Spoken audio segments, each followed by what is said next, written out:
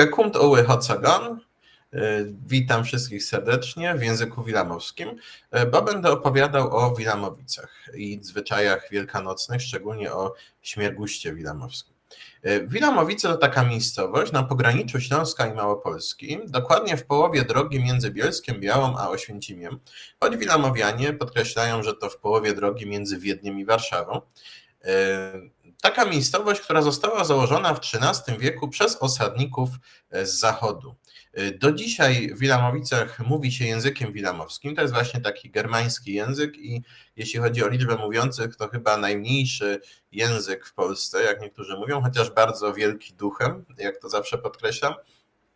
Ale dzisiaj skupimy się na wilamowskiej kulturze, na Wielkanocy.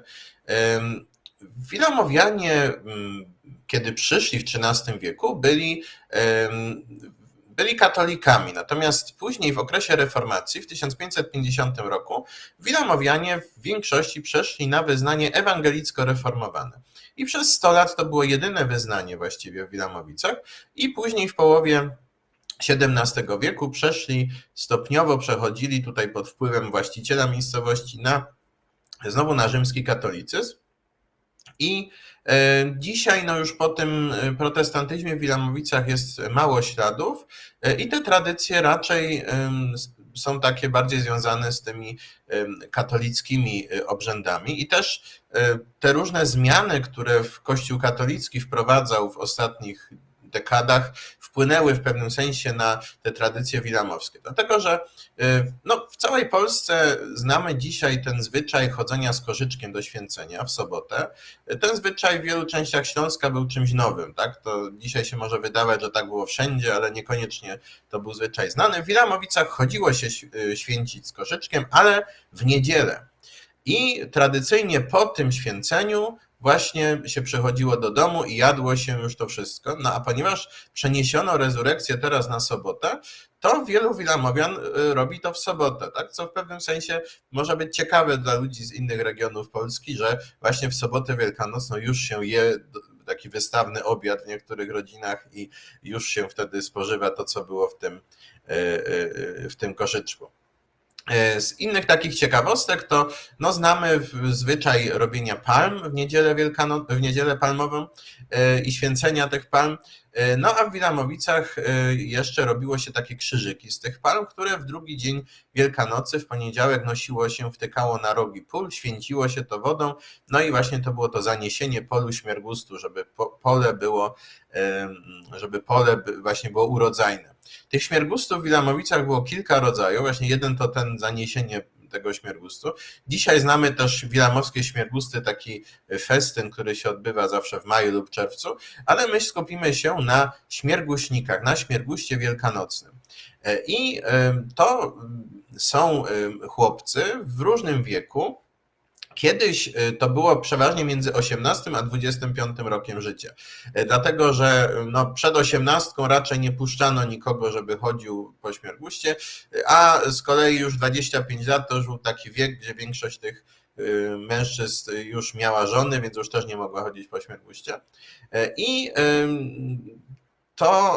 ten zwyczaj był już opisywany w XIX wieku. Wtedy wyglądało to w ten sposób, że kobiety przebierały się za mężczyzn, mężczyźni za kobiety, znaczy kawalerowie i panny, i chodzili właśnie po domach, śpiewali i dostawali za to poczęstunek, czyli trochę jak takie kolędowanie, bo w etnografii kolędowanie oznacza nie tylko to kolędowanie w czasie bożonarodzeniowym, ale w ogóle to chodzenie po domach, składanie życzeń i otrzymywanie za to jakiegoś tam podarunku, poczęstunku.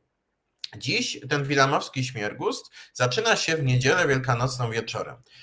Właśnie chłopcy, dzisiaj to już są młodsi, bo czasami nawet w wieku 14 lat, przebierają się w kolorowe stroje. Tu mamy właśnie takie zdjęcie, które pokazuje w domu przygotowania do tego śmiergustu. Oczywiście takie stroje, o których później trochę więcej powiem, trzeba było przygotowywać dużo dłużej, ale samą tą niedzielę wieczorem już po prostu się przygotowano, przebierano, czy dzisiaj, do dzisiaj tak jest, także przebierają się.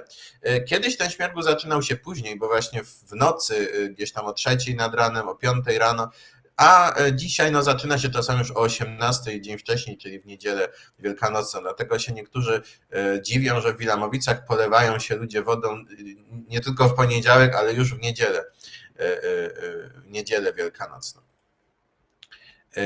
Tak, tutaj mamy kolejne, właśnie tu śmierguśnicy się przygotowują, tak to dzisiaj wygląda, tu mamy taki właśnie strój też, oprócz tego, że ta baba z koszem, czyli taki właśnie też rekwizyt, ale mamy też spódnicę, widzimy wilamowską ze stroju wilamowskiego, bo dzisiaj no większość już tych strojów starych raczej służy jako eksponaty muzealne, ale jeszcze niedawno, tak jak to jest z 2015 roku, no, niektóre elementy tych zabytkowych strojów służyły jeszcze śmierguśnikom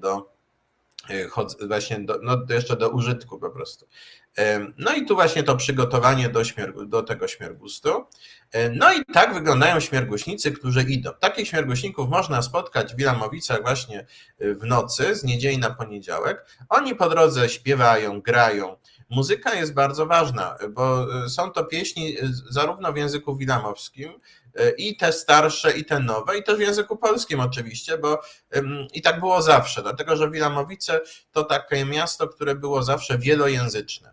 Często pokazywało się jako taka jakaś wyspa, enklawa odizolowana, a to raczej nie o to chodziło. Wilamowianie swojego języka używali dlatego, że był on dla nich prestiżowy, dlatego on tak długo przetrwał w Wilamowicach, nie dlatego, że byli odizolowani. Tak samo w repertuarze pieśni i do dzisiaj też się śpiewa, powiedzmy w ogóle jakieś współczesne takie popowe nawet pieśni.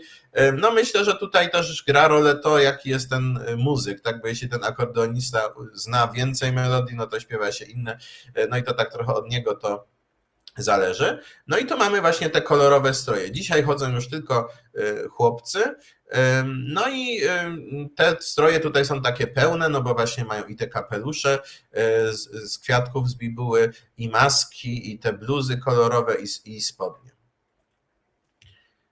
No i przychodzą do domów swoich koleżanek, też takich właśnie dziewczyn w ich wieku, i przychodzi się do domu, ta dziewczyna najczęściej wychodzi przed dom, bo oni polewają je wodą, więc żeby nie zalać domu, to rodzice najczęściej wysyłają tą dziewczynę przed dom, no i oni potem wchodzą i są częstowani. No i to też ma taką rolę matrymonialną. Oczywiście dzisiaj mamy różne, nie wiem, aplikacje randkowe, są jakieś tam spotkania różne, gdzie można się, powiedzmy, łączyć w pary, natomiast ten zwyczaj pochodzi z czasów, kiedy tego nie było i to właśnie to była jedna z możliwości poznania przyszłego partnera, partnerki, dlatego że no właśnie przychodziło się do domu tej dziewczyny, patrzyło się, jak ten chłopak jest przyjęty, jeśli ci rodzice są tam, częstują, siedzą z tymi śmierguśnikami, matka tańczy z jednym ze śmierguśników, to znaczy, że tutaj są przyjęci dobrze i też, że ci rodzice są na nich życzliwi, a jeśli ci rodzice są w tym nieobecni, no to może oznaczać, no wtedy na pewno oznaczało, dzisiaj może oznaczać, że no niekoniecznie sobie życzą tych kawalerów i może nie chcieliby, żeby któryś z nich był ich przyszłym zięciem. Ale to do dzisiaj często jest tak, że ci rodzice wtedy siadają, wspominają swoje czasy, właśnie ojcowie jak chodzili po śmierguście, te matki, jak do nich się przychodziło. No i ważny jest ten poczęstunek. Kiedyś no to były jajka też tradycyjnie wielkanocne, dzisiaj no to jest to, co je się po prostu w domach. Tak? Nie ma takiego specjalnego dla śmierguśników poczęstunku, tylko to po prostu, co w domu jest, co akurat jest na święta. Chociaż często, no oczywiście to już jest przygotowane najczęściej, bo takie grupy śmierguśników mogą liczyć 10, 15, a nawet do 30 osób. Więc może się zdarzyć, że nagle 30 osób tutaj wejdzie do domu i rozsiada się, no i trzeba je jakoś ugościć. No i oczywiście też w tym jest alkohol, dlatego że to też jest coś, czym się częstuje, tak, i tutaj właśnie ci śmierguśnicy no są częstowani tym alkoholem. No ale kiedy chodzą tak całą noc, następnego, no i tak chodzą po kilku domach, no przeważnie tak gdzieś 7-8 domów, dlatego że no, to nie jest takie chodzenie jak kolędowanie często, że właśnie na parę minut i do widzenia, tylko przychodzą do domów, siedzą czasami godzinę, bo tak jak mówię, ma to też to znaczenie matrymonialne. Jeśli na przykład chłopak no, ma dziewczynę, są w związku i on chodzi po śmierguście, to jest ważne, żeby on przyszedł do jej domu, bo jeśli by nie przyszedł, no to byłoby to widziane jakoś źle, a jakby ona nie otworzyła, no to też. Natomiast więc się przychodzi na przykład i się siedzi godzinę czy 40 minut, a wśród tych śmierguśników jest tych chłopców kilkunastu i jeśli na przykład 3 czy 4 chce odwiedzić swoje partnerki, no to już się wtedy też wydłuża ten czas, więc odwiedza się nie tak dużo domów. Te grupy, jeśli się gdzieś spotykają, bo najczęściej w Wilamowicach chodzą 2-3 grupy. To miasto Wilamowice jest małe, bo to trochę ponad 3000 mieszkańców, no ale takie 3 grupy gdzieś się najczęściej tworzą i między nimi nie ma wrogości. Każda z nich ma taką na przykład flagę z napisem Śmiergus tam 2025 i zdarza się, że takie robią sobie psikusy, że na przykład ktoś komuś ukradnie tą flagę, ale ogólnie jakieś tam wrogości nie ma, czy konkurencji na przykład. Tutaj właśnie widzimy, jak się zmieniają też te stroje, bo ten taki strój, który gdzieś od 100 lat, czy od 130 lat może nawet występuje, to jest ten po prawej, czyli właśnie maska, kapelusz. No i po lewej mamy te różne wersje współczesne, czyli niektórzy chodzą w samej masce, niektórzy nie mają kapelusza, tylko właśnie mają ani maski, tylko jakąś tam chustkę na głowie.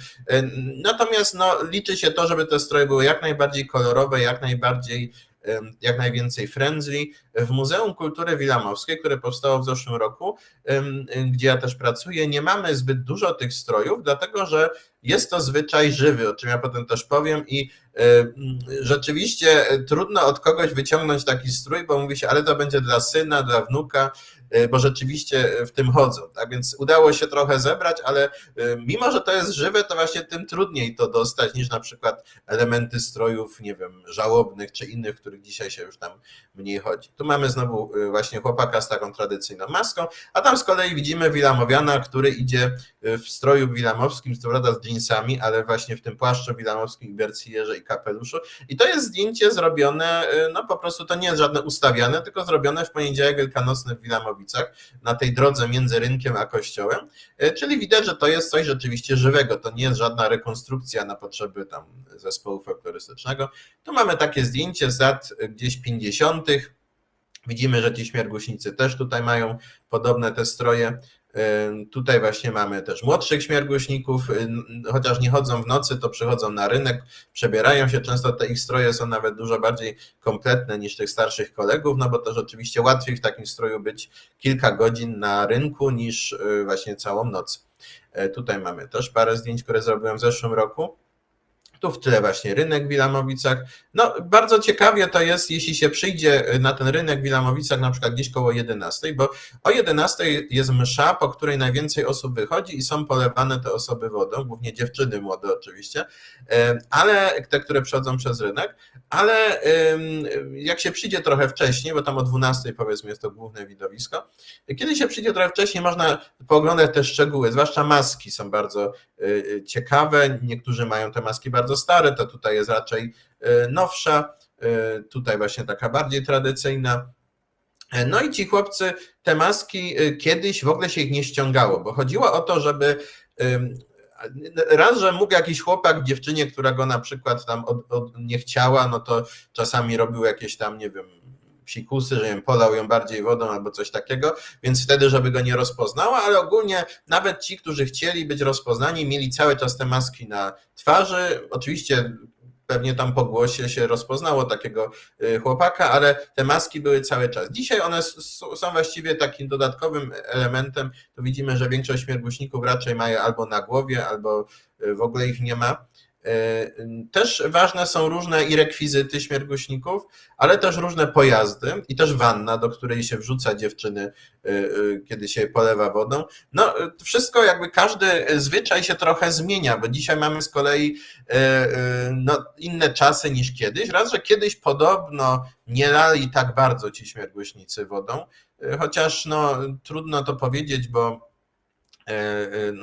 często się tą przeszłość idealizuje i się mówi, że kiedyś wszyscy byli porządni, nikt nigdy nie przeklinał i tak dalej. Natomiast co jest na przykład na pewno faktem, co się zmieniło, to to, że dzisiaj zanim się dziewczynę wrzuci do wody, to ona zawsze oddaje najpierw smartfona, żeby się nie zalał. Tak? Więc jakby dzisiaj się to trochę też przystosowuje do współczesnych czasów. Też śmierguśnice mają różne środki transportu, bo jeżdżą różnymi przerobionymi rowerami, tam widzimy zresztą flagę, która sobie tam wymachuje. Tutaj mamy jakieś właśnie kolejny wózek zespawany. To też jest to też są takie ciekawe elementy, które często gdzieś unikają. Tu właśnie wyjście z kościoła, śmiergłośnicy już się szykują na to, żeby polać dziewczyny wodą. Tutaj właśnie za chwilę te dziewczyny pójdą na rynek, tu już są na rynku, właśnie przed restauracją rogową, która już istnieje prawie 140 lat w Wilamowicach, no i to jest właśnie tak, oni też tam przesiadują. To widzimy, że tych śmierguśników, zwłaszcza jak jest ładna pogoda, to jest bardzo dużo. Przyjeżdża do Wilamowic różne media, właśnie dziennikarze, którzy jednak muszą uważać na to, żeby nie zostać polani, chociaż śmierguśnicy celowo nie leją, no mężczyzn w ogóle nie leją najczęściej, czy w ogóle dziennikarzy, dziennikarek też celowo nie leją, ale może się zdarzyć przy okazji, że ktoś zostanie polany. Tu widzimy właśnie tą wannę. No i jest to przede wszystkim, co jest takiego wyjątkowego w tym zwyczaju, bo w Wilamowicach oprócz tego, że mamy właśnie język wilamowski, mamy stroje wilamowskie i to są wszystko elementy, kultury, które w pewnym sensie są rewitalizowane, to znaczy one wymierały i dzięki tym działaniom działaczy właśnie z Wilamowic, młodych ludzi najczęściej, udało się sprawić, że wiele osób do tego wraca, wiele osób się tego uczy. Natomiast w przypadku tego śmiergustu to jest coś, co ja zawsze mówię, że bardzo się z tego cieszę, że to jest ten zwyczaj, którego nikt nie musiał nigdy wspierać, dlatego że on rzeczywiście jest żywy. To są ludzie, którzy nie są związani z żadną organizacją pozarządową, z żadną instytucją kultury. To są po prostu młodzi chłopcy, którzy chcą w tym brać udział i dziewczyny oczywiście też, które przychodzą tłumnie na rynek, mimo że wiedzą, że będą tą wodą polane. I tutaj właśnie też, jeśli Państwo będą przejeżdżać śmierguśnicy, no też zatrzymują samochody, też jest ważne, żeby było głośno, więc te puszki tutaj na tym sznurku to właśnie po to, żeby jak największy hałas robić. No to często też jest, no wiele osób wie o tym, że tak się może skończyć, że trzeba sobie zamknąć samochód, bo inaczej może być woda w samochodzie, no ale niektórzy zapominają i potem gdzieś tam mogą mieć pretensje, ale tu w okolicy wszyscy wiedzą, że w ten dzień przez Wilamowice, no w dany poniedziałek można przejechać i mogą to być związane z tym atrakcje. Natomiast ten zwyczaj, on nie był typowo wilamowski, to znaczy to nie była, on się nie odbywał tylko w Wilamowicach, natomiast w Wilamowicach przetrwał on do dzisiejszego dnia w formie żywej, w nielicznych miejscowościach to przetrwało, właściwie tylko w Wilamowicach i w odległych od Wilamowic, właśnie graniczących z Wilamowicami Jawiszowicach i Brzeszczach. Tam z kolei on to trochę inaczej wygląda, bo tam mają trochę inne stroje i tak dalej. Natomiast Wilamowianie tak bardzo są przekonani o tym, że to jest właśnie zwyczaj przywieziony z Flandrii, że uważają, że inni to od nich odgapili. Ale tak jest w przypadku grup etnicznych, to znaczy to nie jest ważne w przypadku grup etnicznych dla tożsamości, czy dany zwyczaj, czy jakiś tam przejaw właśnie kultury jest tylko tutaj ewidentnie właśnie wilamowski na przykład, tylko to, że ludzie go uznają za wilamowski, że jest on dla nich ważny i że oni właśnie chcą to kultywować i przez to praktykowanie tego zwyczaju, czy też obserwowanie go czują się Wilamowianami. I to w przypadku każdej grupy etnicznej jest, tak samo w przypadku Ślązaków, bo jeśli zobaczymy na przykład roladę, czy jakieś tam kluski, to one są też w innych regionach, się może zdarzyć coś podobnego. Dla Ślązaków najważniejsza jest właśnie ta potrawa. Dziękuję. Pamiętajcie, że różne ciekawostki związane z językiem i kulturą polską znajdziecie także w serwisie Facebook i Instagram oraz w innych filmach Polskiej Półki Filmowej. A jeśli chcecie wspomóc działanie kanału Polska Półka Filmowa, zajrzyjcie do serwisów Buy Coffee 2 albo Buy Me a Coffee. Dzięki Waszemu wsparciu mogę robić jeszcze więcej.